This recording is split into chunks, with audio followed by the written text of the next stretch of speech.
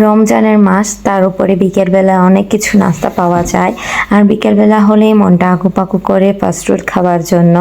তার চাইতে ভালো লাগে হচ্ছে বাইরে স্ট্রিট ফুড খেতে খুব ভালো লাগে। কিন্তু আজকে কোথাও বের হয়নি, শরীর একটু খারাপ হওয়ার কারণে।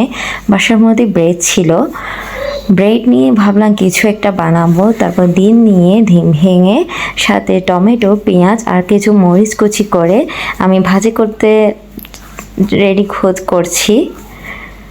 অনেকেই কিন্তু এভাবে খায় আমি জানি, আবার অনেকে কিন্তু এভাবে খায় না। জানি না কার কার পছন্দ, তবে কিন্তু আমার অনেক পছন্দ। বাসায় আমি মাঝে মধ্যে এভাবেই রান্না করে খাই। যে আস্তে আস্তে হয়ে যাচ্ছে আমার ব্রেড ভাজা। সকালে নাস্তার জন্য কিন্তু অনেক উপকারী এটা। আমি যখন কলেজ লাইফে ছিলাম অনেক সকাল সকাল খেয়ে যাই। এই যে আস্তে আস্তে হয়ে গেল আমার ব্রেড ভাজা। কার কেমন লাগছে জানাবেন, প্লিজ কমেন্ট করে অবশ্যই জানাবেন। আর কার কার এরকম করে খেতে পছন্দ কমেন্ট করবেন। ধন্যবাদ, টাটা।